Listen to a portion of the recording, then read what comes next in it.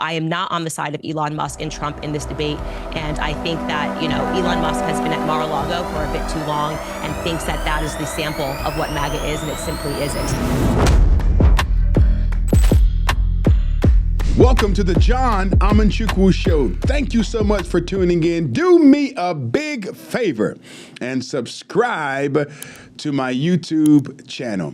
Now today in this episode, we are going to review a heated debate and a rather heated topic these days. We're going to talk about the H-1B visas.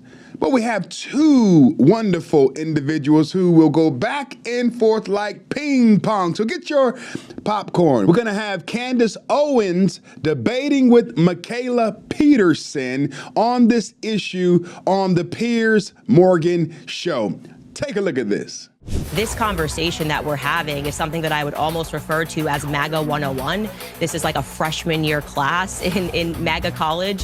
When I saw the H-1B debate going around, mostly what I saw was racism against Indians. Steve Bannon and the diehard MAGA group, they look at this as a betrayal. Elon Musk has been at Mar-a-Lago for a bit too long and thinks that that is the sample of what MAGA is, and it simply isn't.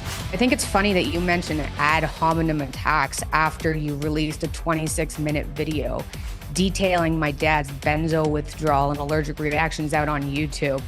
Do you mind if I finish my sentence, Mikhaila? You've just been talking for a long time. Do you mind if I? There's not a time. There's not a time. Do you mind if I finish my sentence? It's hard to address them all. Do you mind if I finish my sentence? I feel like I've let you speak. I mean, a bit, but go ahead. Everyone's speaking. The so-called MAGA civil war over visas for skilled workers has put some Trump supporters on an unusual collision course with Elon Musk and Vivek Ramaswamy. The latter criticised US attitudes and work ethics, saying a culture that celebrates the prom queen over the math Olympiad champ or the jock over the valedictorian will not produce the best engineers. Well, this was Steve Bannon's response. I've said many times that Elon came and Elon's money helped organize the grassroots effort. In his engineering mind, he saw what the problem was as we saw it, and he supported it. And for that, he gets a place at the table. There's no doubt. We love converts. But the converts sit in the back and study for years and years and years to make sure you understand the faith and you understand the nuances of the faith and understand how you can internalize the faith. Don't come up and go to the pulpit in your first week here and start lecturing people about the way things are going to be. If you're going to do that, we're going to rip your face off. Steve Bannon raises a critical point. And with being a pastor and working in ministry, this is the issue that I had with Denzel Washington a few weeks ago, who gets baptized. Wonderful. But at the same ceremony that he's baptized, they make him a licensed minister. That makes no sense at all. How can you go from being baptized to now having the ability to lead a church and to marry people and to preach to people? Don't you think that individual needs to learn and grow and be trained? And so what Steve Bannon is saying is, in the same manner, Elon Musk, we thank you for your money. We thank you for what you've done with X. We appreciate your support and your funding. He gave tens of millions of dollars to the Trump campaign. Trump won because of his support. We do believe that, not solely because of his support, but, he had a lot to do with it as well. However, you can't now just come from the back to the front from being a Democrat to now being a Republican and tell us what to do and command us. That's the point that Steve Bannon is trying to make. It's a salient point. Well, it's not just a battle of the bros. Two influential voices on the right, Mikhaila Peterson and Candace Owens, traded barbs on this issue too. Peterson said, why did the woke right pretend it was illegal immigration they were against when it turned out it was immigration in general? At least be honest about it. If there's assimilation into the culture and legal immigration, what is the problem other than the skin colour? To which Candace Owens replied, Jordan Peterson's daughter thinks the visa debate comes down to Americans being upset about immigrant skin colour. Lol. And the nerve to call the right woke as she makes it about race. 2025 is going to be so much fun. Well, indeed it is, because I'm now going to bring these two together. Candace Owens. Oh, boy. Get your popcorn. Get your popcorn, ladies and gentlemen. The Peterson Academy. Both join me now. This is going to be good. Happy New Year to both of you. And Candace, you said it was going to be fun this year. Here we go. What was your big objection to what Mikhaila said?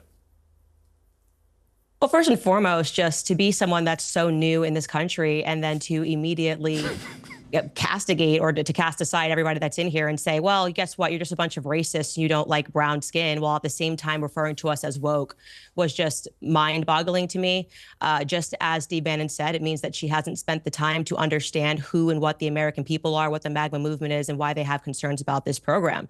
And so to make sure that everybody around the world understands why this is such a big debate, the H-1B visa program is essentially a foreign worker visa that allows employers to hire workers into, quote unquote, specialty programs, essentially for people who have some sort of a specialized knowledge. But to be clear, the program has been around since 1990, so the results aren't up for debate. We were just simply lied to about what we were told it was going to do, which was to source the top 1% of talent globally. Instead, they're using the program to source cashiers, teachers, janitors, PR people. So I'm going to have to believe that the American people are very much capable and willing to fulfill those positions, and that instead this program has been completely abused to get foreign workers here who then have a pathway to citizenship, and it lowers worker wages and it's harming the American people. So I am not fond of it. And I'll add here that prior to his passing, Lou Dobbs of Fox News looked into the program and he determined that 7 out of the 10 H-1B positions were being outsourced from Indian corporations to American corporations. So it's not globally looking at the 1%. And 5 of those 7 positions were category 1, which essentially just means that they didn't require any specialized knowledge. These are the janitors, these are the teachers, and they are just taking jobs away from the American people. So I just found her referring to this as an issue with being brown, or Americans having an issue with brown people, to be almost comical, to be honest. And I'd love to hear her further explain that position. Okay, well, we're now going to hear it. Mikhaila, over to you. So I don't know, Candace, if you're seeing what I'm seeing on X, but when I saw the H-1B debate going around, mostly what I saw was racism against Indians specifically. And I'm not saying there isn't a problem with the visa issue in the States in general. Getting top talent here is very difficult. Like, I had a very difficult time getting in, and I'm married to an American, and it was long and annoying, and they don't have a proper way to test people. So there's plenty of flaws to talk about. But I think right before the inauguration, having conservatives argue like amongst ourselves about an H-1B visa issue when we have an open border is silly, especially when it does kind of dredge up what I called the woke right on X. And I know you've scoffed at the term the woke right, but it encompasses these people that are focused on anti-Semitism, Jews, and they're pro-America, but their idea of America is this white America, similar to, I guess, what everyone's been arguing about for the last 200 years whenever anybody new comes into the country. And I do think it has to do with race. And I think you can see that from comments on Twitter. I mean, Vivek put up a picture. I don't know if you saw it. It wasn't Vivek. It was this horrible woman on Twitter. What's her name? Something Lupus. She's a doctor. She goes, oh, what do you guys think about this? Thoughts. And it's a picture of Vivek and his brown family. And one of the most interacted with comments was subversive brown poop-eating parasites. And that's what flooded my feed. And I think I had some irritation because I'm, aligning with conservatives because the woke left has been a disaster for America and for Canada and for the West for years. And it's just frustrating to see them go at each other over something like an H-1B when there are bigger issues like an open border. And I think people are misunderstanding the H-1B, although it does have its issues as well. There's also the H-2B, which nobody knows about, and that's for people who are paid lower. The average wage for an H-1B visa is $118K. So there was all this talk on Twitter about how these people are underpaid and everything. $118K is pretty good. Companies, I don't think most companies, especially tech companies, are hiring H-1Bs to become more successful, to make more money. You're not making more money by getting H-1B visas in. You're making more money by having a successful company, by hiring top talent. So I don't think we're completely not aligned entirely, because I agree the visa process in America is ridiculous. And it doesn't test people, like I said, properly. But I think it's silly to fracture the conservative party by arguing about 85,000 H-1B visas when we have an open border. And I don't like the racism. The whole H-1B issue, we all know that we need to restructure that policy. We know that. That's a foregone conclusion. However, Elon Musk and Vivek Ramaswamy made it an issue at the wrong time. Prior to them bringing it up, no one was really talking about it. It was an issue that wasn't gaining much traction. But when you, at the same time, telling people that, MAGA is going to close the border and MAGA is going to get rid of the criminal illegal aliens and MAGA is going to stop the fentanyl from coming into our country, if that is the case, then MAGA at the same time doesn't want you to talk about, these programs that we know are broken trying to bring in immigrants. We want to focus on America First policies. I get that Vivek Ramaswamy is a foreigner. I get that Elon Musk is a foreigner. Keep in mind, my last name is Amanchukwu. My father migrated from Africa, in Nigeria in particular, in the 70s and came to the U.S. My mother was born in the States. I'm an African American, so I get it as well.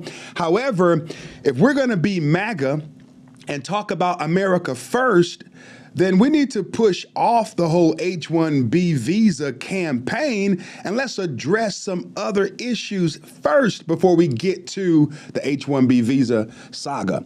I think that Elon Musk and Vivek Ramaswamy kicked up some dust at the wrong time. Let it play. Candace, do you see common ground there in what you just heard from Mikhaila? And what do you also feel about the fact that for Steve Bannon and the diehard MAGA group, they look at... I love Steve. He's a gangster. When they see Vivek and Elon and now Trump as well, all piling in, enthusiastically supporting this, they say, well, hang on, that's not about making America great again. They're not buying into, we need to get all these brilliant people coming here. They think it's a system that's being abused, and it goes against the spirit of MAGA. They said it was the best and the brightest that they want. Interesting debate. But that's not the case. About the heart of what MAGA really means. I think Steve Bannon fully has his finger on the pulse there, so he's completely right. And true that. Just to respond to the point about seeing racist comments on Twitter, I've heard this argument a lot of times from people where they'll suddenly pretend that if you take a position of something and they can find a racist comment beneath it, then you're on the side of the racist. That's not what I'm doing. I'm just saying that Candace is black, right? I started my accounts on Instagram. I've been called the N-word from left and the right. Me too. Welcome to the internet. Doesn't mean that these are the positions that are represented. In fact, this conversation that we're having is something that I would almost refer to as MAGA 101. This is like a freshman year class. Not freshman. MAGA college.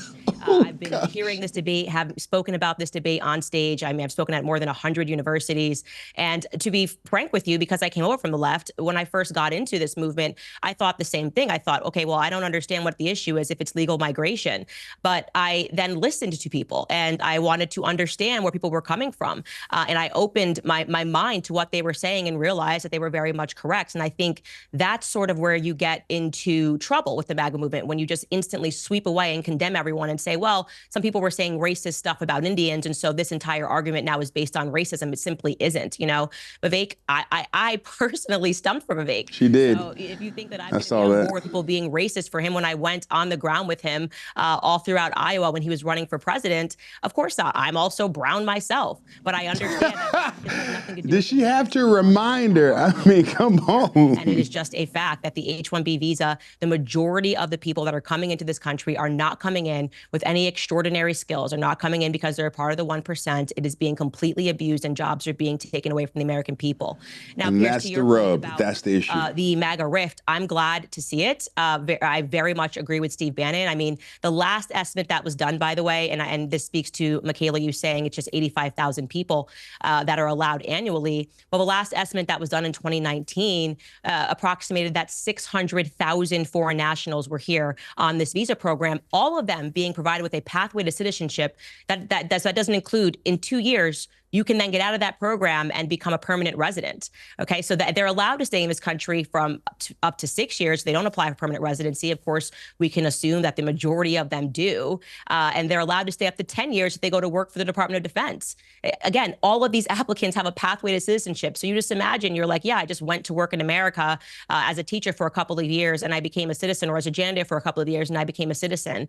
It's not okay. And I want to be clear, all across the board, it's not just the H-1B. There's a ton of visa programs that are being routinely abused. And like I said, I have faith in the American people. I think that the American people can fulfill those positions. I know they can fulfill those positions. And so I am not on the side of Elon Musk and Trump in this debate. And I think that, Elon Musk has been at Mar-a-Lago for a bit too long and thinks that that is the sample of what MAGA is, and it simply isn't. Steve Bannon has been on the ground and spoken to those people for years. He understands what they're saying. And it would be gracious for Elon Musk to kind of step down and recognize that he's simply wrong in this debate. Well, it's interesting. I mean, you actually posted to me on X, of course, owned by Elon Musk. You said, we'll have to get together in the new year so you can let me finish what I was going to say about Elon Musk. A lot has happened since I didn't finish that sentence. Exciting dialogue awaits. And we did leave people on a slight cliffhanger about Elon Musk. So now's your chance to finish that sentence, and then I'll get Mikhaila to respond. But I mean, Musk he's everywhere right now, literally poking his head into every country, it seems, in the world, particularly my country, where he's just in the last 2 days, he's called for the king to dissolve parliament, which he can't actually do. He's called for Sir Keir Starmer, the Prime Minister, to be imprisoned. He's hammered a previous Prime Minister, Gordon Brown. He's called another senior member of the cabinet here, an evil woman, Jess Phillips, who's been waging a genocide apology tour, I think is how he put it. I mean, this is inflammatory, incendiary stuff. What do you think his game plan is here? Well, that was what I was going to say to you. And for people that haven't watched it, we were able to sit down and speak about a variety of issues, but we did disagree on Elon Musk. You said that he was a superhero, and I didn't say that he hadn't done superheroic things. I thought that he was going to rescue speech on X, and that's up for debate now, given the H-1B visa debate. But I was never keen on him essentially buying a seat at the table, which is what he's done, because we don't know what Elon Musk believes.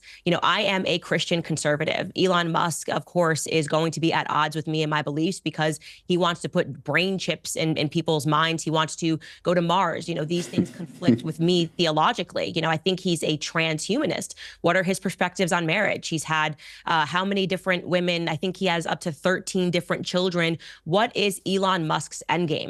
And we have not seen people interview him fairly. They're either incredibly hostile to him, like you saw with Don Lemon, or they're too friendly to him, and which they just see him as a superhero. And I would actually like to see someone sit down and flesh out what Elon Musk actually believes. What is his goal? What is he trying to contribute? Because I don't think you can say that you are a conservative if you are not ultimately trying to conserve the nuclear family unit. And I don't think that he's trying to do any of those things. And so we're now seeing that, okay, maybe this is about AI for him. Maybe this is about data collection for him. Maybe this is about him wanting to be the first person and getting a leg into federal governments so that he can do things that are on a larger scale in terms of artificial intelligence. I don't know the answer to that. And not knowing the answer to that made me uncomfortable when people did what we always speak against, which is essentially turn him into a celebrity, that worship him like he's Taylor Swift, and think that because he's got tons of money and bought X, that he's now suddenly allowed to direct us on politics. I just am not into celebrity worship culture. Mikhaila, interestingly, Elon Musk began following you on X just 3 days ago. And that happened after you complained that you thought YouTube was trying to shadow ban your father Jordan's interview with Tommy Robinson, very controversial figure over here in the UK. What did you think when Elon began following you? I mean, I'm an Elon fan, so I kind of had a bit of a fangirl moment. And I'm not a fan of celebrity culture, like Candace said, either. I don't usually follow that stuff, but I appreciate what Elon is doing. And I think it's totally fair if you're trying to give the world internet and doing what he's doing for the better of civilization, which I totally believe, that he has a seat at the table. He's also brilliant. So maybe some people don't understand what they're doing, but maybe it's an IQ difference thing. Well, okay. I mean, look, I think he's a genius, no question. But I also think he does seem to amplify to his own gigantic audience. I mean, I don't know how many gazillion followers he now has, but well over 150 million, I think. I think it's 200 million. He amplifies all sorts of random people, some of whom are utterly appalling. The worst kind of horrible, extreme right-wing headbangers, and he's giving them this massive platform to spew often complete nonsense. Now, underpinning it, I think he's well-intentioned in that if you take the scandal in the UK, for example, he's not wrong that it was a disgraceful scandal. There was an appalling cover-up, and there should be a big national inquiry. But when he calls for the king to dissolve Parliament, which he can't actually do, when he calls for the Prime Minister to be jailed, all these kind of things, when he really personally abuses in the most awful way Jess Phillips, who's a female MP, when we've had 2 members of Parliament in the UK murdered in the last 10 years, and he's basically putting a massive target on her head for random headbangers to, go after this, as he put it, genocidal apologist. I mean, you couldn't think of a worse thing to say about a woman who's actually campaigned a lot in this area for many years. So I think there is a danger with Elon doesn't quite perhaps comprehend his own power on his own platform. I mean, that's probably true. I think anybody at his level is going to be impossible to comprehend what kind of power you have. Having any type of social media following, it's shocking when people agree with you. So that's definitely true. I don't know enough about Jess Phillips, but after reading what happened to, apparently at least 250,000 girls in the UK. Well, we don't know how many. I mean, that figure I think has been plucked out of thin air, really. I mean, what we do know, but then some people have said more, right? And some people have said less. It's still an alarming. What we can agree on is that thousands of young girls, very young, mainly underage girls, were systematically and abused and drugged and fed alcohol and treated like underage prostitutes by predominantly British Pakistani men in the north of England in up to 50 towns and villages. That is a horrendous scandal. Right. And there was an equally horrendous cover-up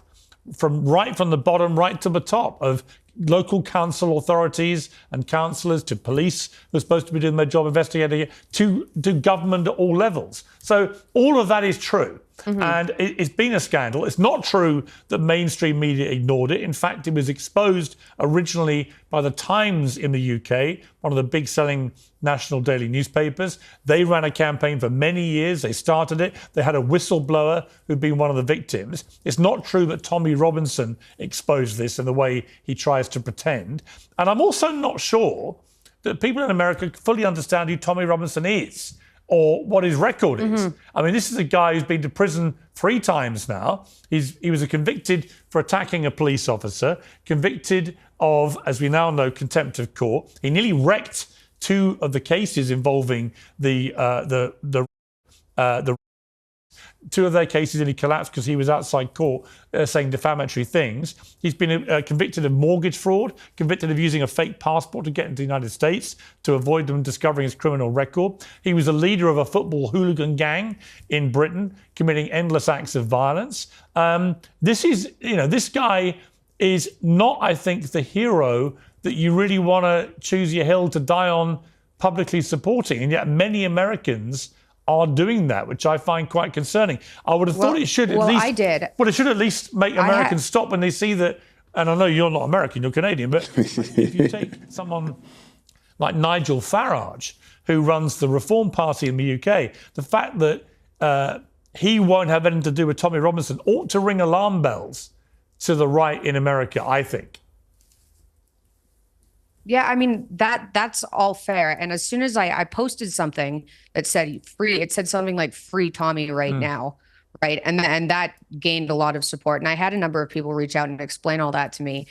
But I don't think somebody like Tommy would have risen to where he's at now and gained the amount of support he had if there hadn't been so much corruption in the UK covering this all up. Well, I think that may be true. Because maybe he shouldn't be the hero. I think that may be true. And I also think on that point, just to jump in, I also think not only is that undeniably true, but also he has been deliberately amplified as a kind of bogeyman by the other side because they know he's so flawed and so damaged and so in many ways lacking credibility because of his extensive criminal record and so on.